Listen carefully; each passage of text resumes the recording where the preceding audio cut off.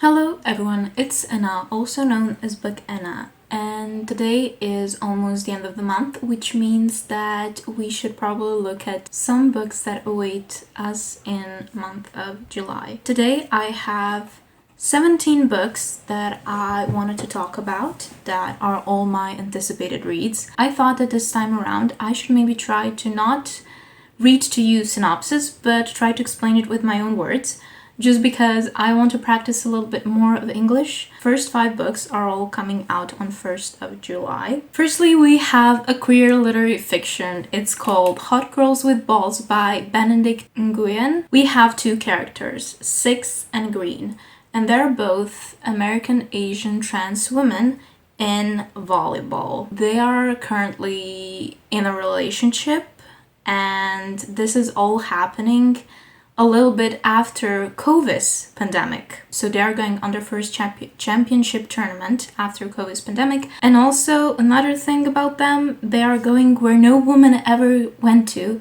and that is men's pro volleyball indoor game. I thought this book could be quite fun for me to read because I have not read any kind of books about sports ever. I did read ballet books, I did read books about art, but I really don't gravitate towards books about sport. And this cover, to be honest, really intrigued me because I love these simple covers. They're kind of like very brightly colored, but very simple, not cartoonish. And also it kind of reminded me of Gretchen Walden, because Gretchen Walden also has that kind of a mesh thing, but in Gretchen Walden there are like limes in a mesh net. This is volleyball net, I presume. That's why I thought this book could be fun to try to read. It also kind of sounds like summer read because volleyball is something that usually people play during summer in sand. That's the first one. The second book is now completely different genre, having nothing to do with the first one. This one is horror gothic fantasy, and it's called Grave Birds by Dana Elmendorf. In this book, we are in Hawthorne, South Carolina. It's here in this small city, something weird, something strange is happening. There are like these flocks of birds that are flying into everything. So they are flying into people's houses, they are flying into windows. They're basically killing themselves. They are haunting this graveyard. You cannot go to the graveyard because it's full of birds all the time. And we have our main character whose name is Hollis. And she heard about these birds before. She heard about this strange omen. It is something that is announcing the devil's return. So she starts discovering that some things in this town are not as they seem, and it's full of lies, and she's trying to uncover it before it's too late. What mystery is hiding behind it, everything, behind this wonderful facade that this is some kind of sweet little town. It's not. Then I have this strange, weird womanhood short story collection. It's called Oddbody by Rose Keating. Oddbody is a story about a woman who's trying to navigate this codependent relationship with a ghost. Then there's one story that's called Squirm, that is about a daughter who is taking care of her father, who is trying to eat himself from the inside out.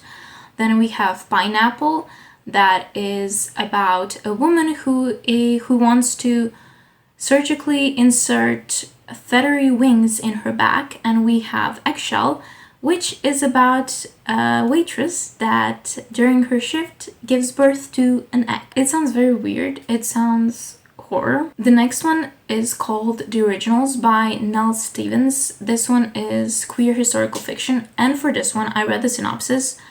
I don't really get it, to be honest. Maybe I'm just stupid. I'm a bit confused by what this book is about and how some things in this book work. It does not say that it's a fantasy book, but the way it's described kinda is fantastical. So we have this girl, our main character, Grace. She is living with her uncle's family.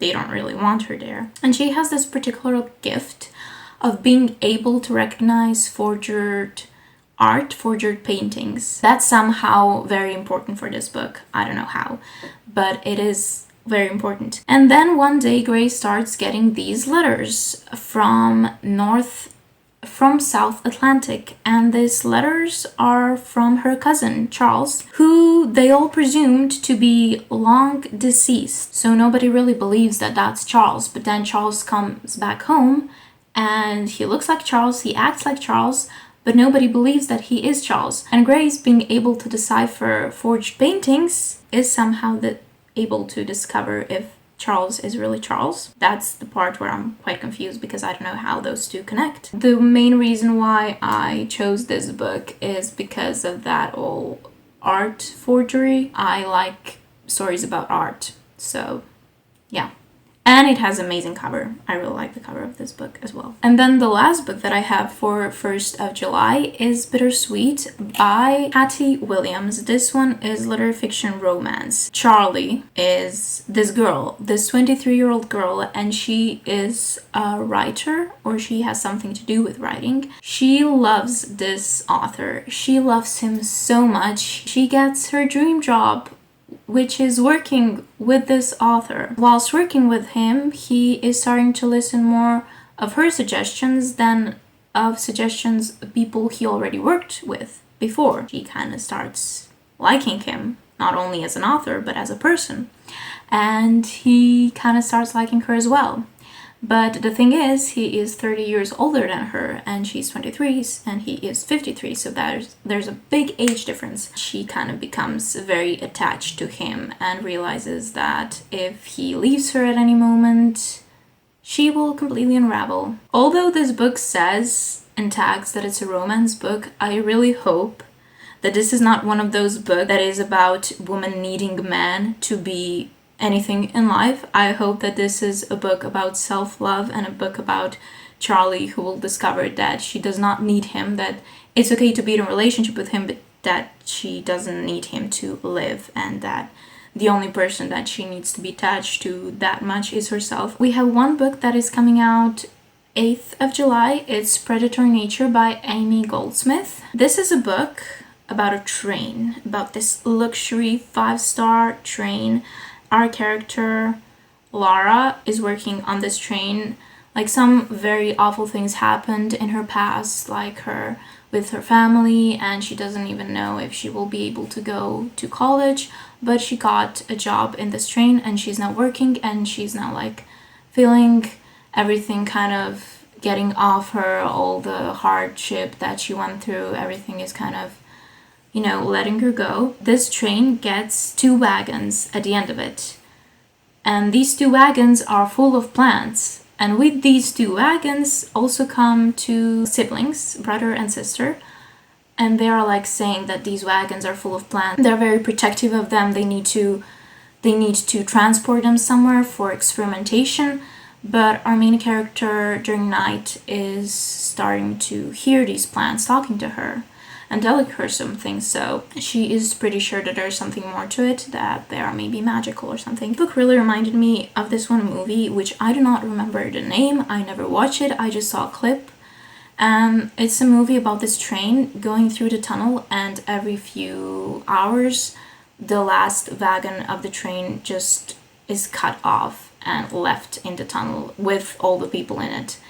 It just reminded me because it's a train with a wagon. So this book I'm very excited about. It's also horror, fantasy, young adult. Then I have books coming out 15th of July. The first one is Blowfish by Kyoun-Ran Jo, translated by Cheong Kim. This is a postmodern novel. It says that it is loosely a love story, but not a romance in the normal sense. I know that it follows 2 people. One is a female sculptor, the other is a male architect, and they are connected by a traumatic events that happened in their lives. So, sculptor grandmothers actually died because she ingested this part of blowfish that is poisonous. Architect older brother unalived himself by jumping off the 5th floor of the building. They both want to commit suicide. Then I have Matchmaking for Psychopaths by Tasha Coryell.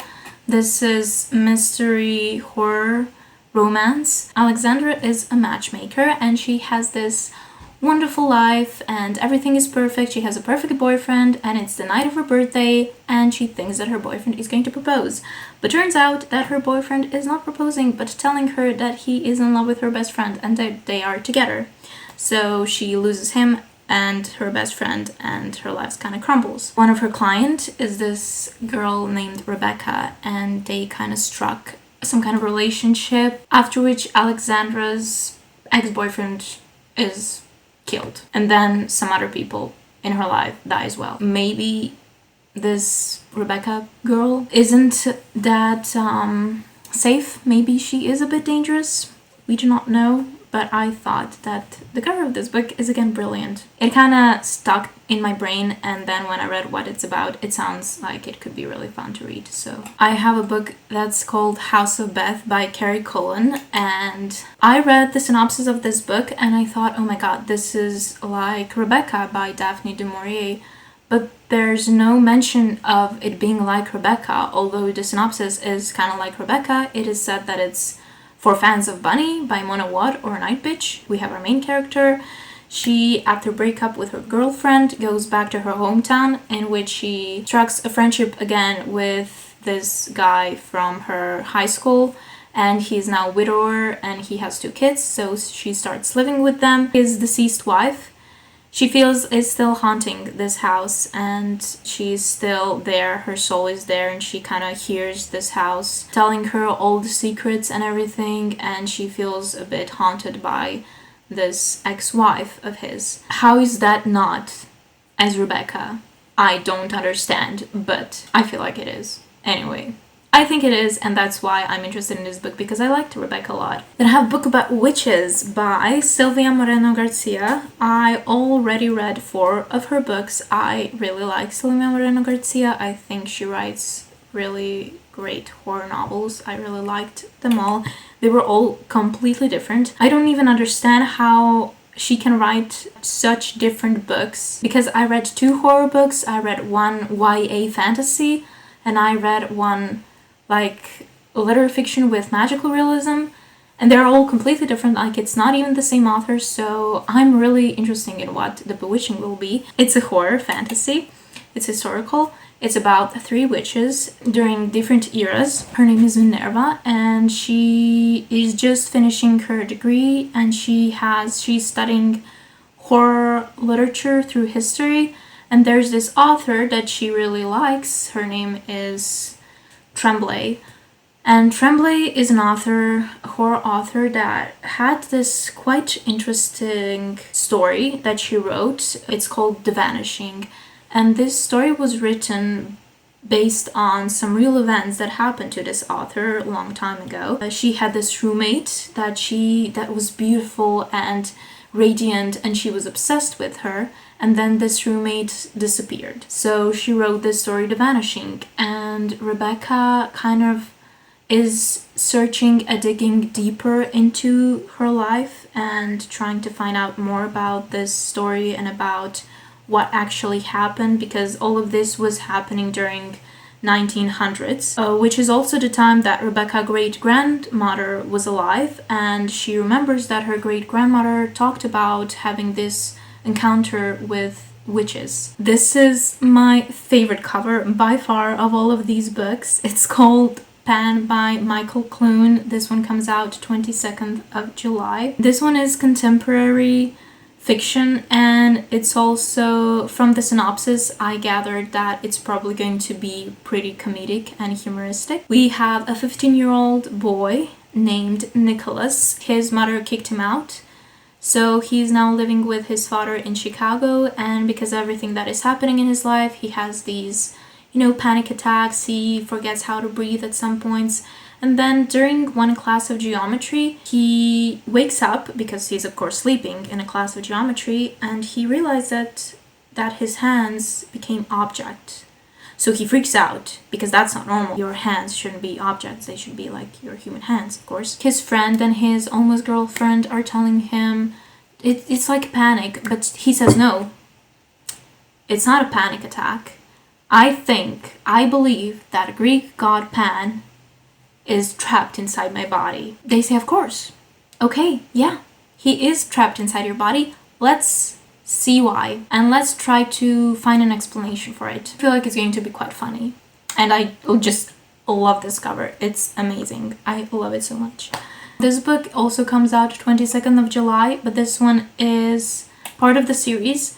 It's the first one in series. The series is called The Blood Saga, and the first book is called Blood Slaves by Markus Redmond. This one is historical vampire horror fantasy. I mean, it's fantasy if it has vampires. I didn't want to go that deep inside of this synopsis because I kind of do not really want to know that much about it. I think that this book takes place on a plantation, and it is a book that talks about slavery a lot and connecting slaves with vampires. And I know that it's like kind of like a revenge book. I will not talk about this book anymore, but I do really want to read it. I feel like it could be really good and it could be something different. Maybe because vampires and plantations, but I kind of feel like it gives me vibes of Sinners, the movie, which I didn't really enjoy that much, but maybe this book could be a better version of that. Maybe this book could be the thing that I wanted that movie to be. Then I have one sci-fi queer book. It's called Volatile Memory by Seth Haddon. Willa.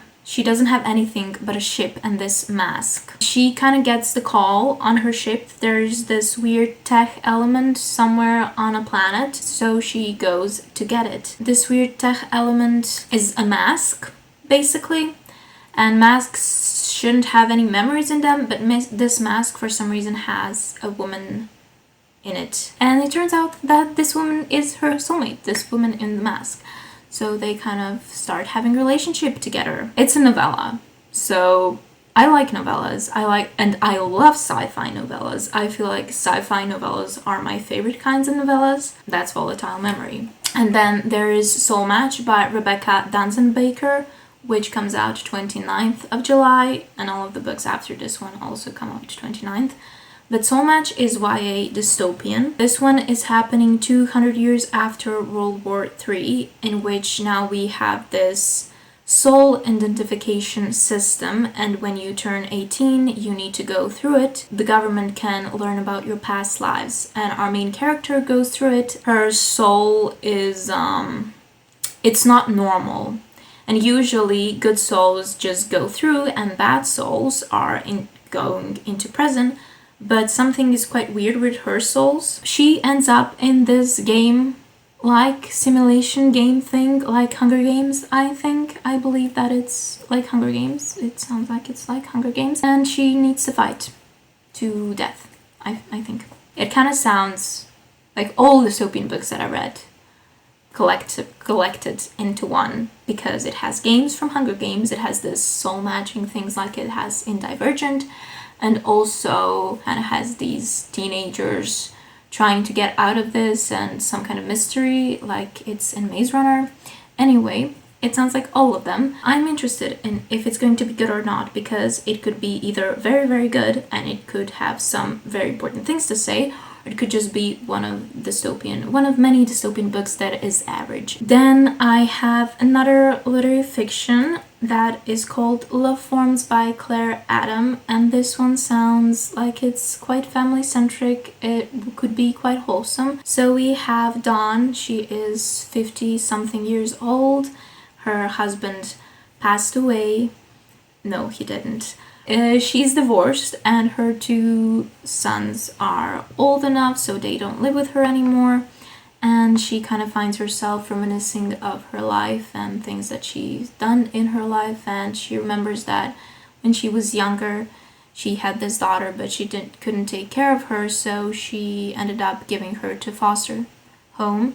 And now she thinks that maybe she could try to find her and reconnect with her, because she is kind of thinking about what could have been if she had her daughter for all of these years, how their relationship could have looked by now. It sounds like it could be really wholesome, really sad as well. I didn't really read that many books with older characters, like characters 50 and above, so I think it could be interesting for me to read from some older characters' perspective, like literary fiction, because most of literary fiction that I read is from perspective of younger characters like characters in their 20s, 30s trying to find themselves, and this is somebody who is not trying to find themselves but trying to do things that they didn't do when they should have. The last book that I have is Beasts of Carnaval by Rosalia Rodrigo. This one is fantasy horror mystery, and we have this character who is traveling to this carnival because she is searching for her twin brother. They were both born on plantation, and she is just, now it's time to try to find him. But this carnival is, as I said, quite mysterious and quite eerie because every single night it's completely different and it's a bit unnatural, and people who are, I mean, I don't know if there are people, but whatever is in this carnival, it's quite eerie. So she's trying to find her brother, free him, and that's basically it. And it reminded me of Carnaval because, like, you know, island, kind of like a game, trying to understand what it is, but I feel like this would probably have deeper meanings. Those are all of the books that I am anticipating in the month of July. I hope I explained them well. Thank you for watching with me. Thank you for listening while I try to explain them all to you. I'll see you in my next video. Bye!